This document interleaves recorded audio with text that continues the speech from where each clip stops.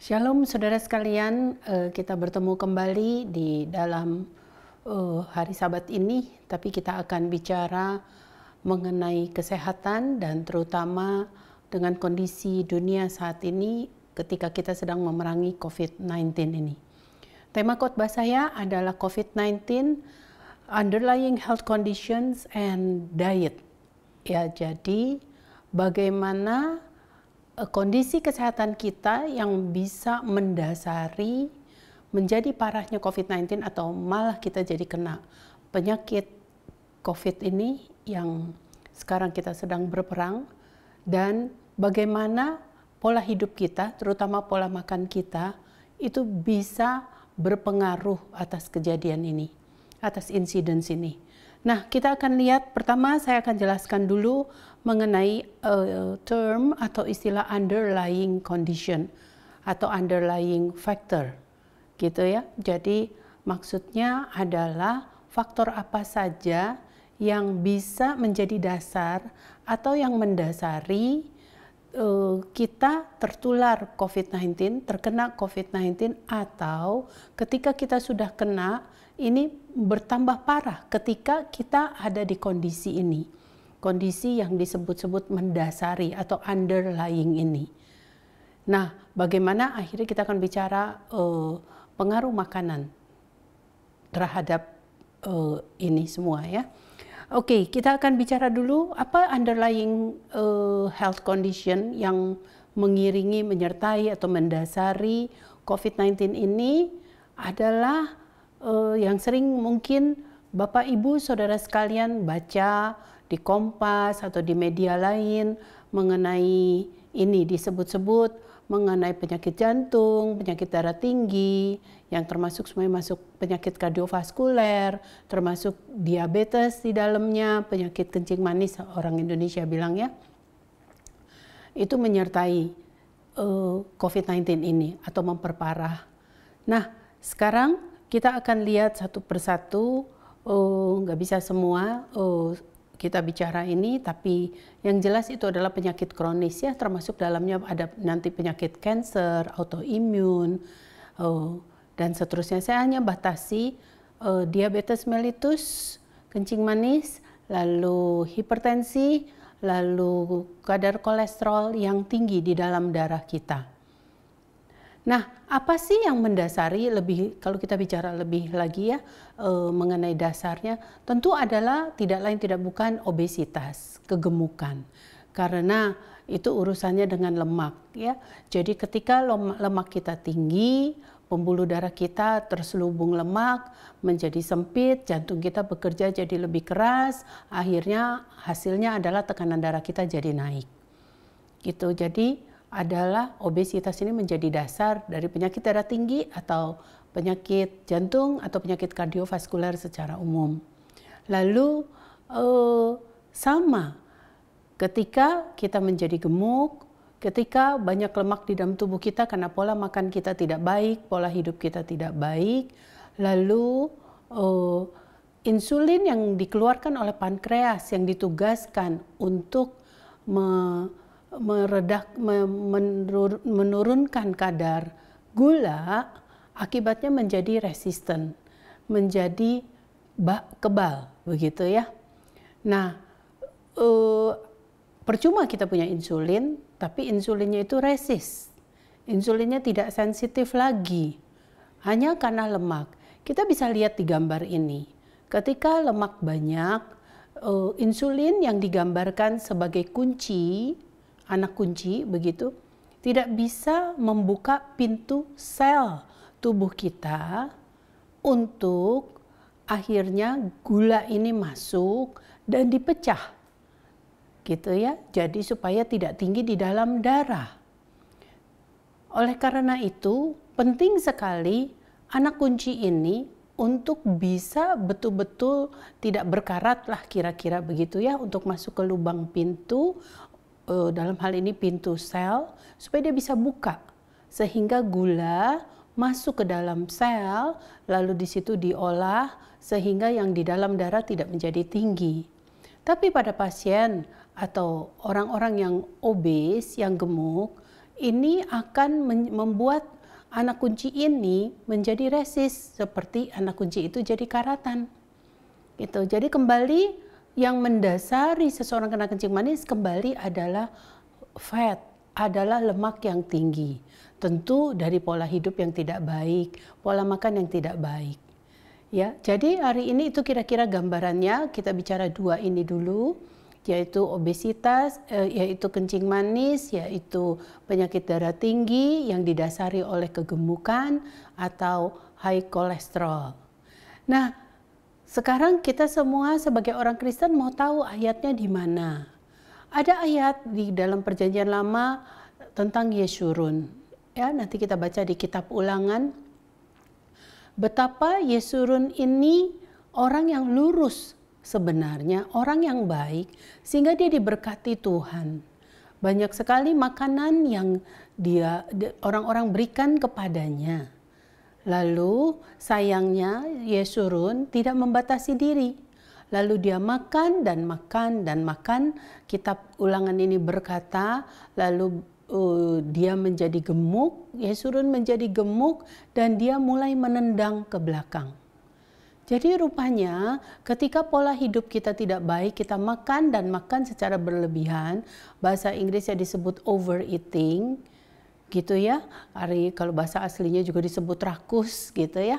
Maka orang rakus kan makannya banyak, lalu segala juga dimakan, yang akibatnya mengakibatkan kita punya lemak tinggi di dalam tubuh kita. Urusannya spiritual, bukan penyakit tadi aja. Jadi kita perlu bicarakan ini di gereja.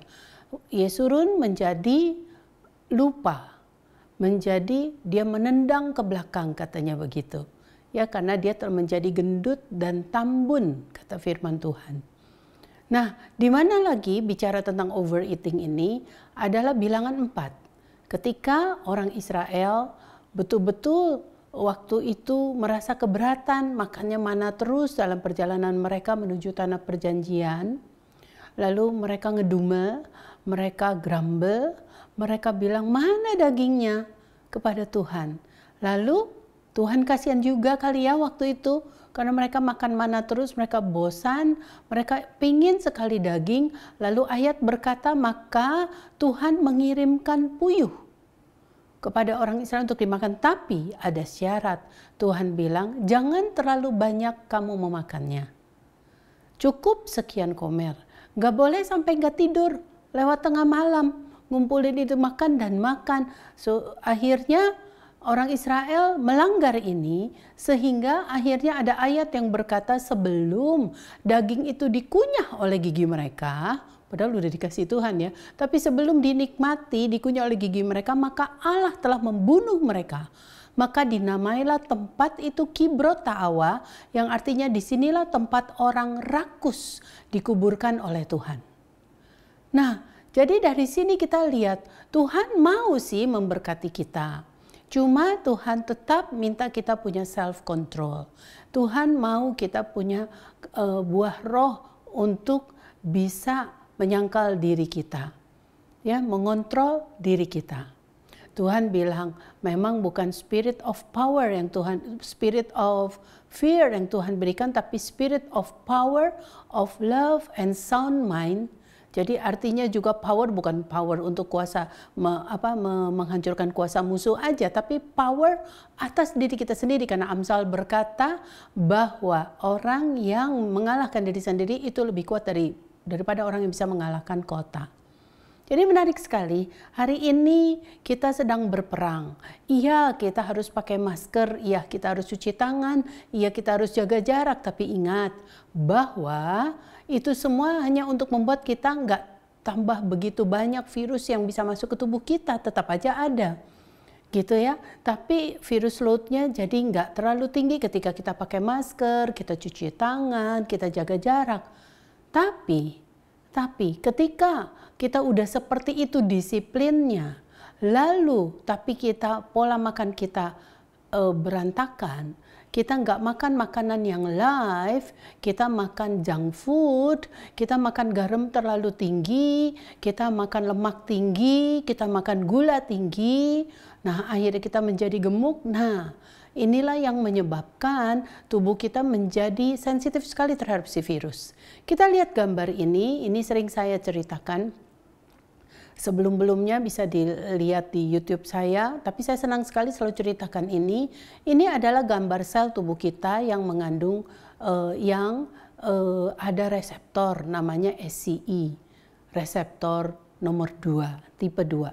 Adanya banyak di usus terutama, adanya banyak di alveoli paru yang kalau udah sampai situ yang akhirnya pasien jadi sesak nafas dan susah tertolong. Lalu tapi juga bukan cuma di paru, dia tadi di usus, lalu dia juga ada di aliran darah, lalu dia juga ada di nervous system. Jadi sekarang udah ditemukan, sekarang juga maksud saya sedang diteliti, ternyata pasien-pasien COVID ini sebelum dia sesak nafas mengenai parunya, awalnya adalah dia diare karena SCE reseptor ini banyak di situ. Diare. Lalu bisa juga tiba-tiba hilang penciuman, hilang rasa, lalu kebal-kebal gitu ya. Lalu apa sih urusannya dengan SCE reseptor ini? Nomor 2 ini, dia adalah rumah reseptor ya. Rumah yang kebetulan gambaran dari virus corona ini, dia punya yang seperti paku, protein seperti paku namanya spike protein, itu klop banget masuk ke rumah ini. Ya, lihat gambar ini. Jadi, lihat gambar ini. Jadi bisa klop banget, itu anehnya si gambar corona ini yang seperti paku ini ya, itu bisa betul-betul masuk kepada si reseptor ini, klop banget gitu. Jadi sebaiknya SCE reseptor ini makanya jangan diutak-atik lah, kira-kira begitu ya. Dia sudah ada di usus, lalu kena misalnya virus corona masuk, dia klop masuk situ, ya dia menimbulkan gejala saluran pencernaan, entah diare, entah seperti sakit mah, orang bilang GERD, kembung, muntah, begitu ya. Nah, jadi akhirnya seperti itu sebelum dia jadi sesak nafas. Nah, SCE ini banyak juga ternyata di lemak-lemak tubuh kita. Dari tadi kita ngomong obesitas. SCE ini, lihat gambar ini. Ini gambar lemak. Lalu banyak sekali reseptor SCE. Makin banyak lemak, makin banyak. Jadi kira-kira makin banyak rumah. Jadi ketika seseorang tercemar, terkontaminasi virus corona, virus itu seperti di welcome. Ya, lihat gambar ini seperti di welcome oleh fat cells ini. Jadi itu seperti welcome mat gitu ya. Apa tuh, karpet selamat datang. Nah, oleh karena itu, karena virus ini sekarang sedang tinggi sekali, bukan hanya ada di udara, bukan hanya jatuh, dulu dikira cuma jatuh aja droplet, jadi jaga jarak 1,5 meter udah aman. Tapi sekarang juga dia ada di airborne. Jadi bisa kehidup. Jadi hati-hati sekali, jangan punya rumah. Artinya jangan lemak kita banyak. Jadi dari dulu juga Tuhan bilang makanya kita nggak boleh overeat. Nah, oleh karena itu ada satu ayat lagi, nanti kita kembali ke sini, saya tiba-tiba ingat ada Tuhan juga dulu bilang, menjelang Tuhan datang kedua kali, jangan kamu syarat dengan pesta pora. Supaya hari Tuhan yang kedua datang nanti nih tidak menjadi jerat atasmu. Ya, jadi jerat, bukan jadi berkat. Lalu ayat itu diteruskan berkata bahwa seperti di zaman Nuh, kedatangan Tuhan yang kedua kali, ada apa di zaman Nuh? Orang-orang pesta pora. Jadi waktu Nuh berkoar-koar akan ada air bah, mereka nggak peduli. Mereka terus aja makan. Mereka terus makan sampai betul akhirnya jadi jerat. Mereka menjadi tumpul, tidak lagi sensitif terhadap pesan Tuhan. Nah, kita sekarang di akhir zaman. Jadi rupanya Tuhan sudah nubuatkan menjelang akhir zaman. Salah satu tandanya manusia syarat dengan pesta pora. Pengennya makan dulu. Ya, apalagi di zaman COVID ini mungkin bosen di rumah, lalu stres. Orang stres larinya ke makan, bosen di rumah ngapain lagi? Ke bioskop nggak bisa, ke mall nggak bisa, kemana nggak bisa. Akhirnya intake makanan kita, food intake itu banyak, akhirnya obes. Nah ini seperti siklus, akhirnya virus ini saudara di welcome oleh kita, terjadi penularan di mana-mana. Jadi kita lihat ya, obesitas ini biblical. Jangan sampai, oke, kita teruskan sekarang kepada ilmiahnya.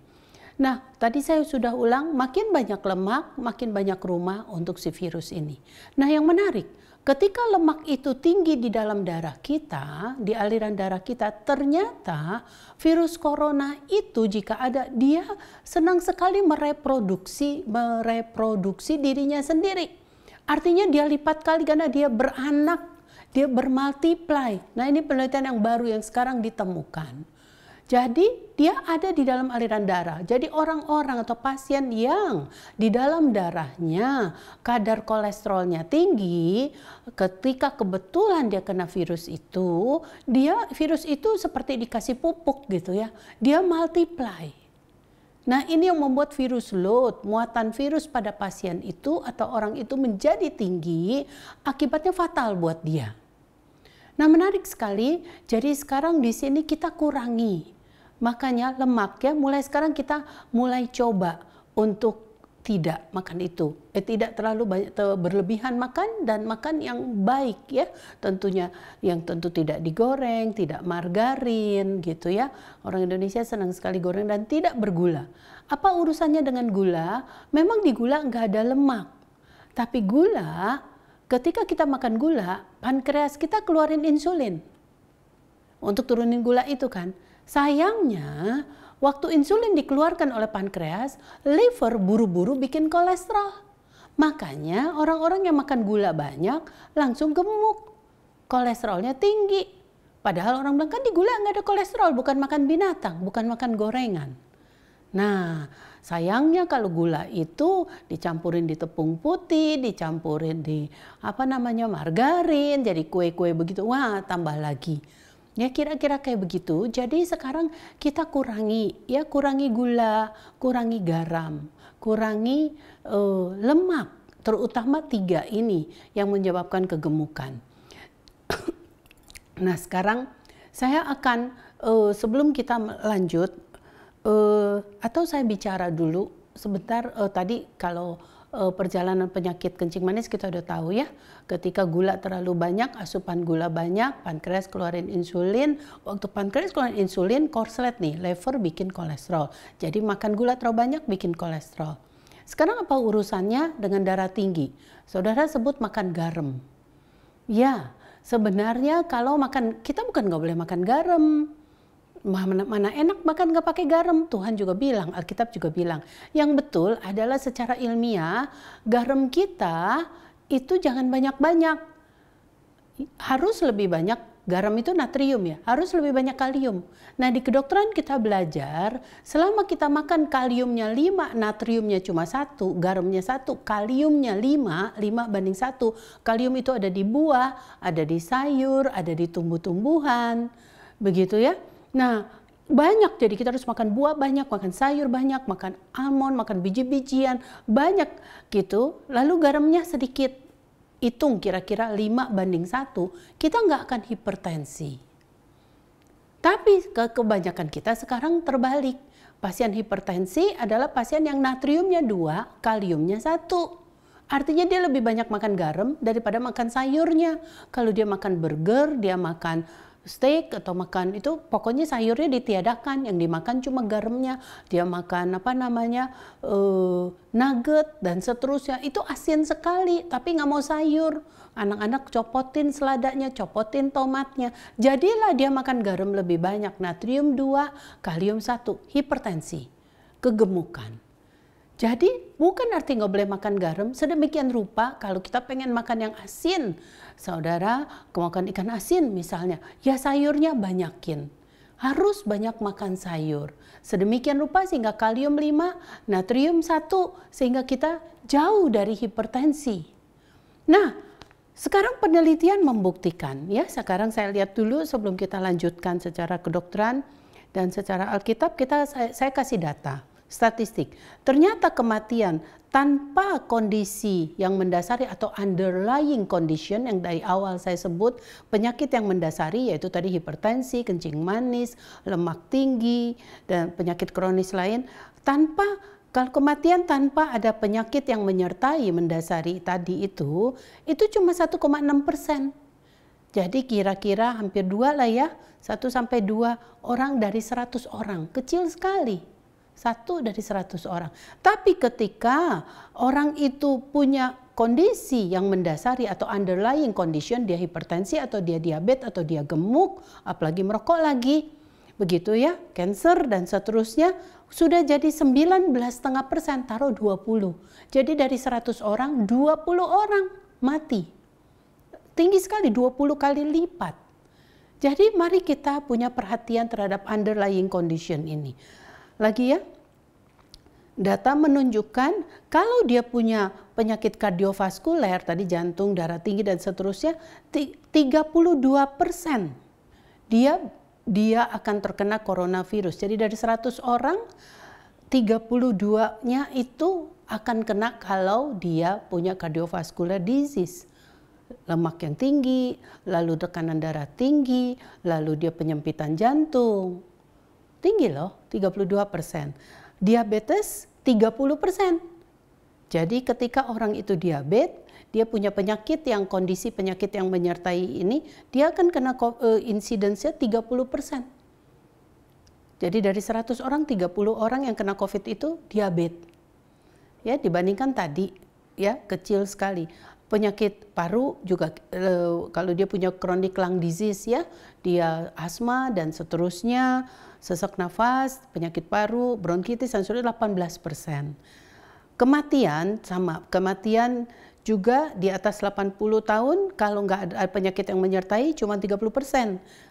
Tapi ketika dia sudah punya kondisi penyakit yang menyertai tadi ya, darah tinggi dan seterusnya 50%.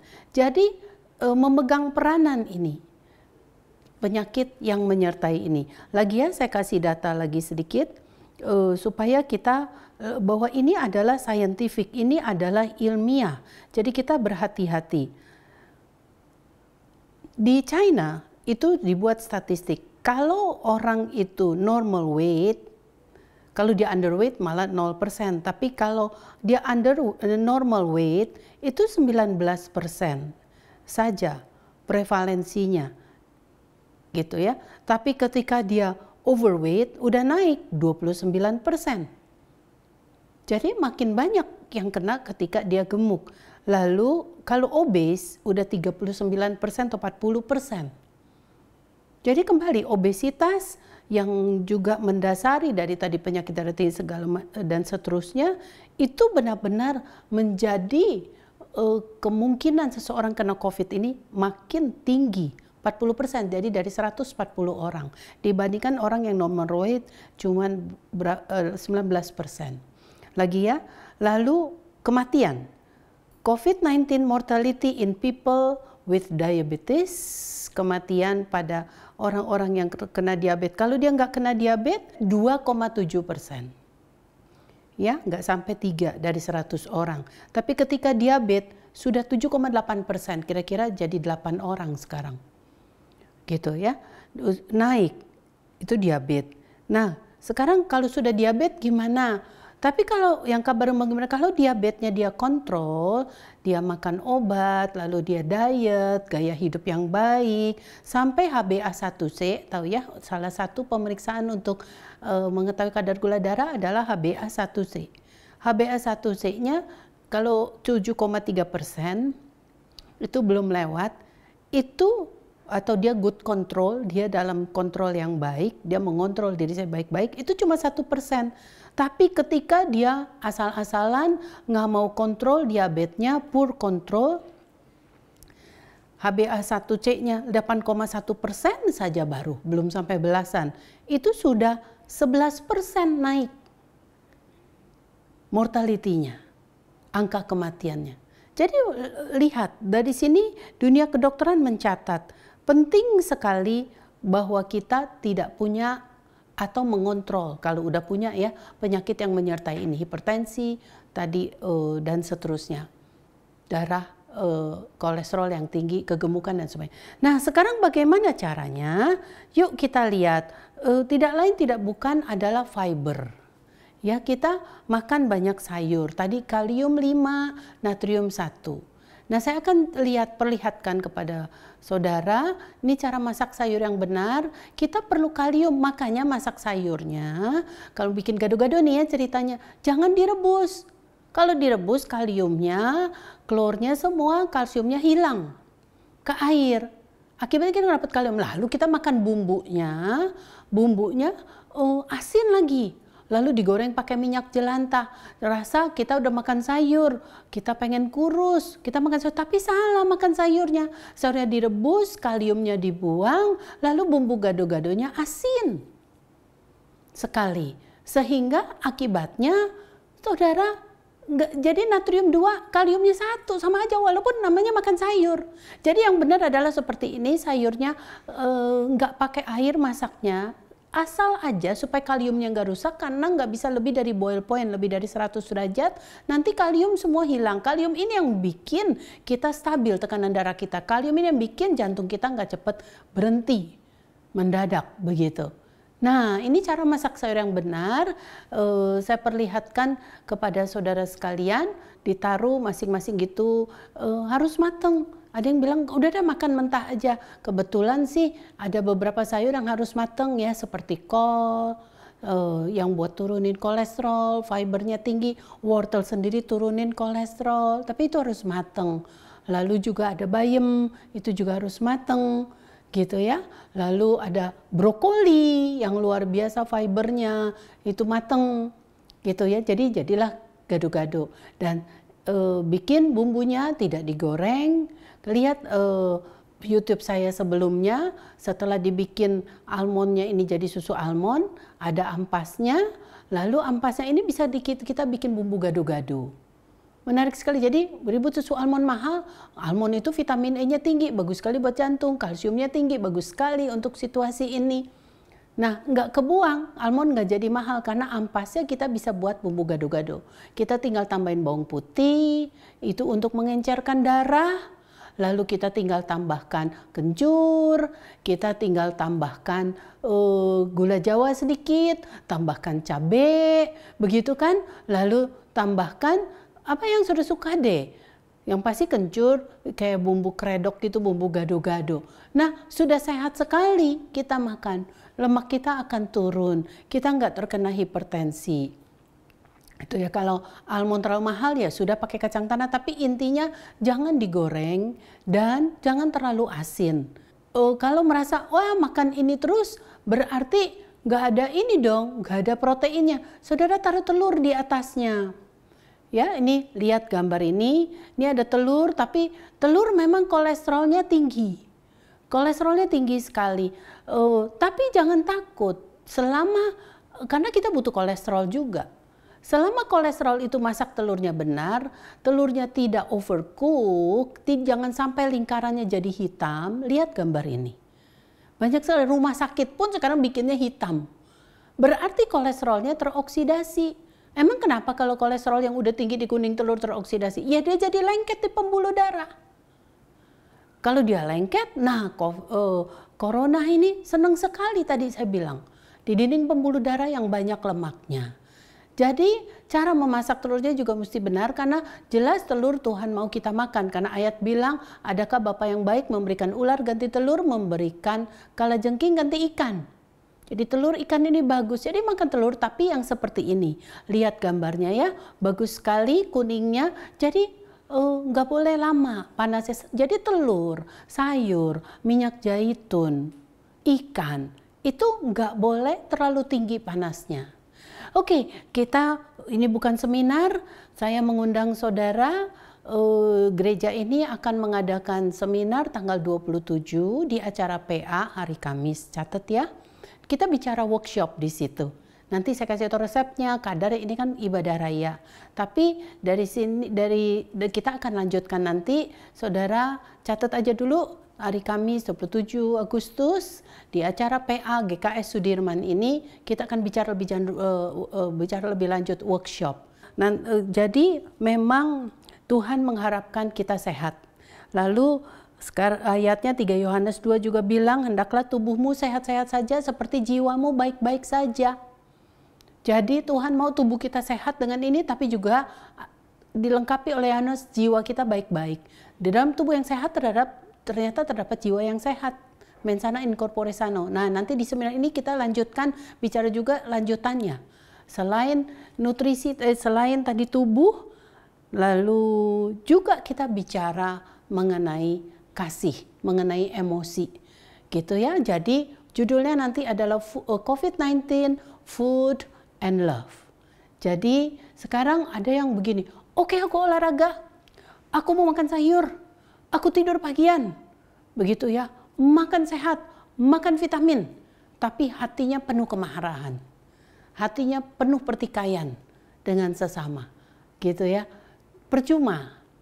Nanti next kita belajar, selain kita belajar workshop ini makanannya tadi dengan resepnya, kita juga belajar betapa itu mempengaruhi emosi. Kita tahu ketika kita stres, kita penuh pertikaian, kita nggak mengampuni, adalah akibatnya besar sekali. Imun sistem kita turun. Sudahlah, kita pasti kena. Apalagi yang hidupnya berantakan, lalu berantem lulu lagi ya, makannya berantakan. Jadi yang udah makan baik aja, tapi juga penuh kedengkian dan seterusnya, itu bahaya sekali. Karena stres itu sangat menurunkan imun sistem. Jadi nanti kita pertama sekarang tubuh dulu kita bikin sehat, mensana in corpore sano, nanti emosi kita baik, hubungan dengan keluarga baik, lalu akibatnya imun sistem kita meningkat, karena hati yang gembira adalah obat yang manjur, semangat yang patah katanya keringkan tulang. Jadi akibatnya jangan kita patah semangat karena kita berantem, karena kita emosi kita nggak baik terus, gitu sehingga membuat tulang kita kering. Nanti kita akan bahas juga di seminar itu, siapa itu kalau kita makan kaldu. Tulang itu tempatnya imun sistem. So kalau tulang kita kering, nggak ada imun sistem. Makanya jangan semangat kita patah.